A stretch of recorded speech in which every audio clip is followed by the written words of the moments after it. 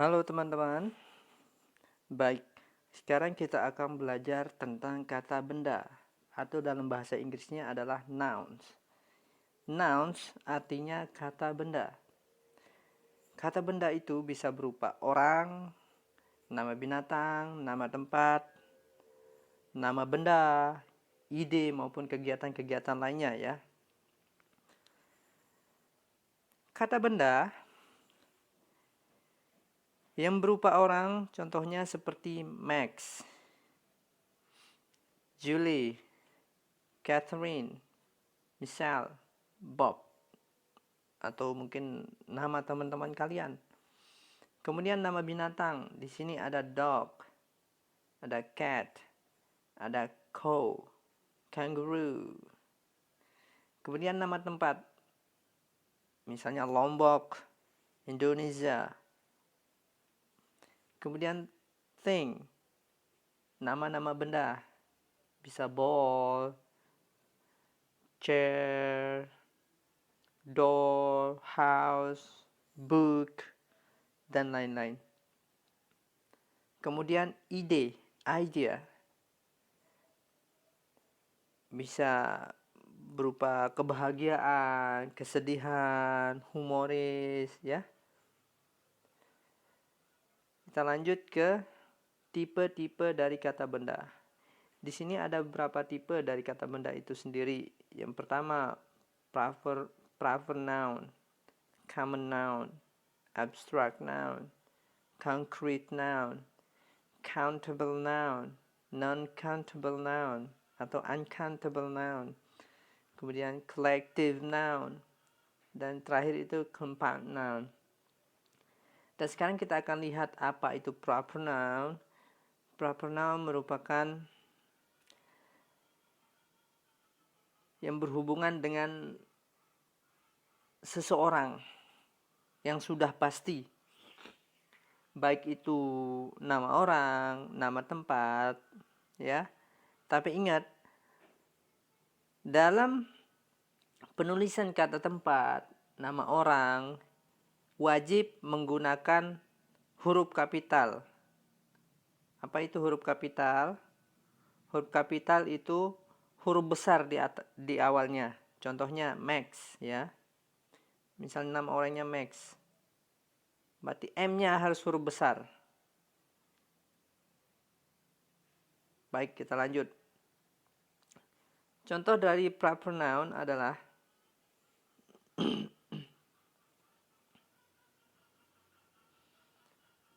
di sini ada contohnya, yaitu misalnya Melbourne, Steve.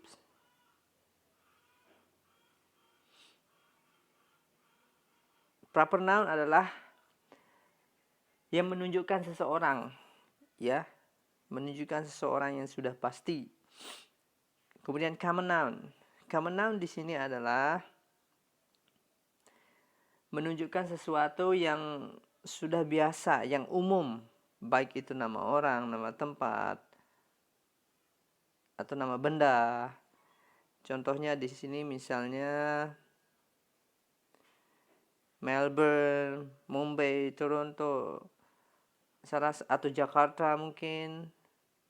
Rata-rata orang Indonesia sudah tahu yang namanya Jakarta. Berarti di sini bisa masuk ke common noun ya. Kemudian lanjut ke abstrak. Apa yang dimaksud dengan abstrak? Abstrak noun merupakan sesuatu yang tidak bisa kita lihat ya. Sesuatu yang tidak bisa kita lihat itu artinya tidak berbentuk.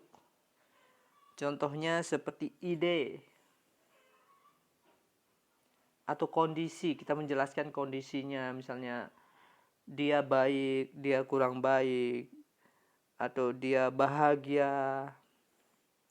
Itu bisa masuk ke abstract noun ya. Di sini ada contohnya, yaitu truth, lies, happiness, sorrow, time, friendship, humor, patriotism. Itu masuk ke abstract noun. Kemudian selanjutnya adalah concrete noun. Concrete noun di sini adalah kebalikan dari abstract noun.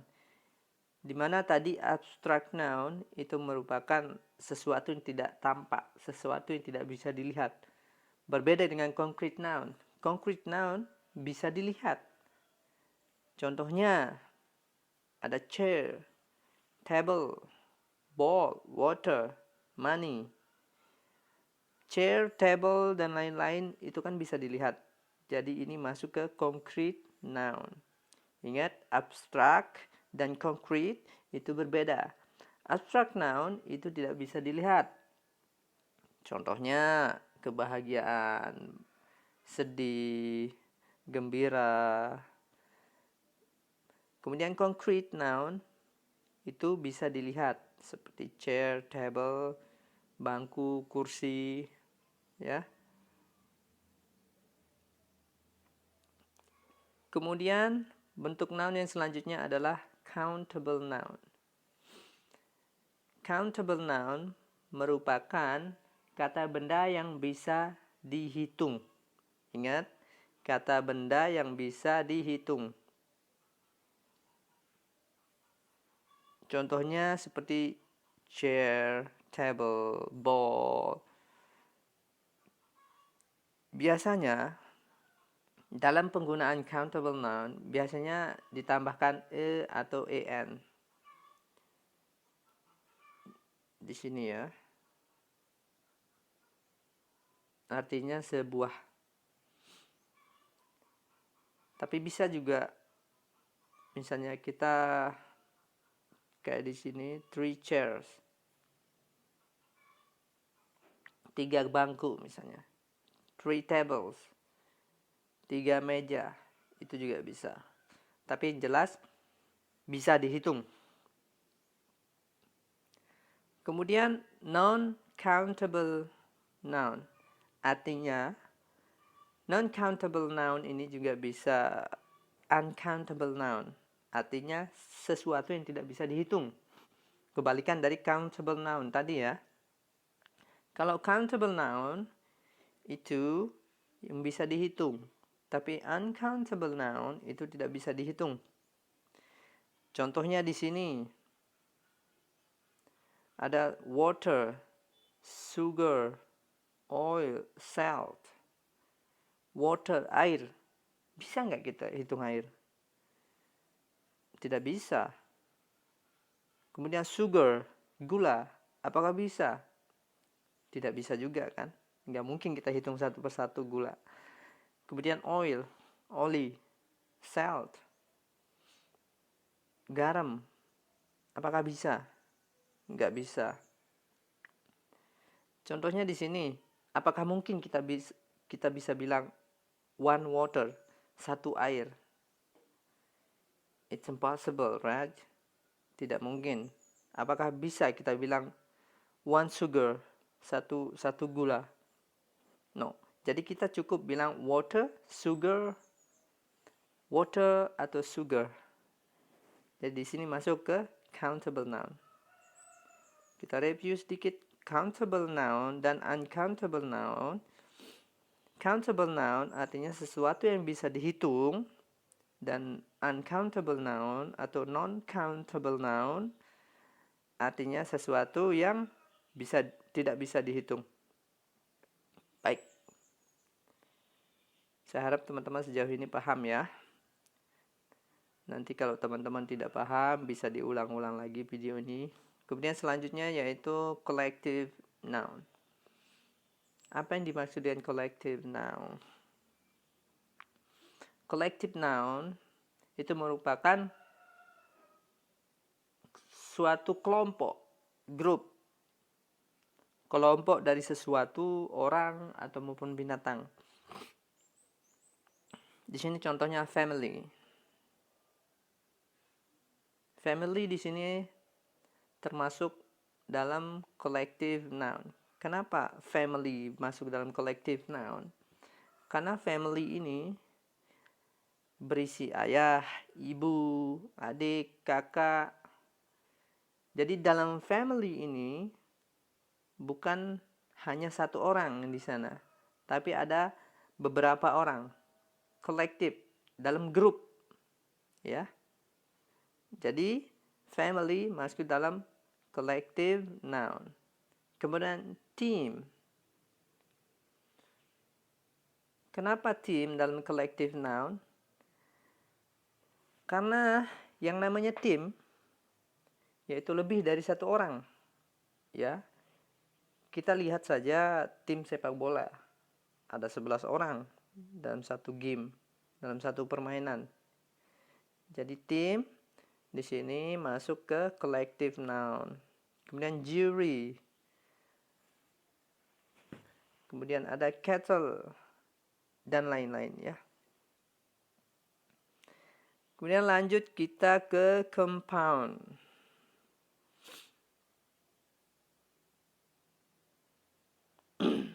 Compound noun di sini merupakan suatu kata yang terdiri dari 2 atau 3 kata benda yang muncul secara bersamaan. Oke.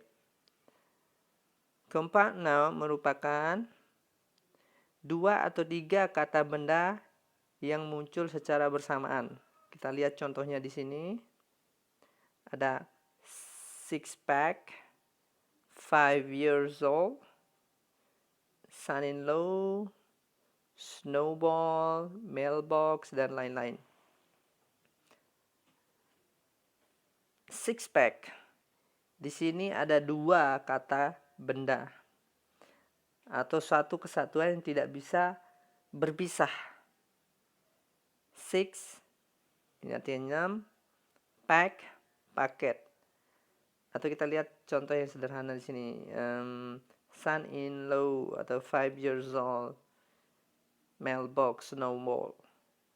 Jadi compound noun itu merupakan 2 atau 3 atau lebih kata benda yang muncul secara bersamaan ya.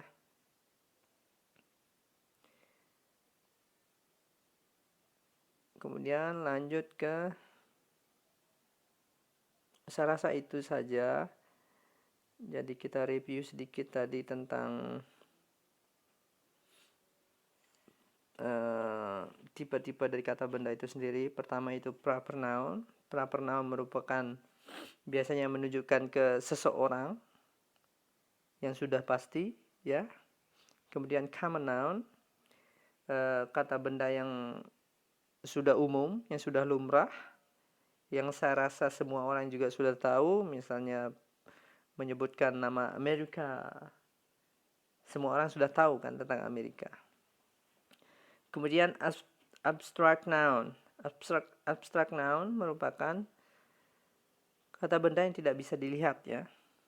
Bisa berupa ide, bisa merupakan sesuatu kondisi, atau misalnya kebahagiaan, sedih, itu tidak bisa dilihat.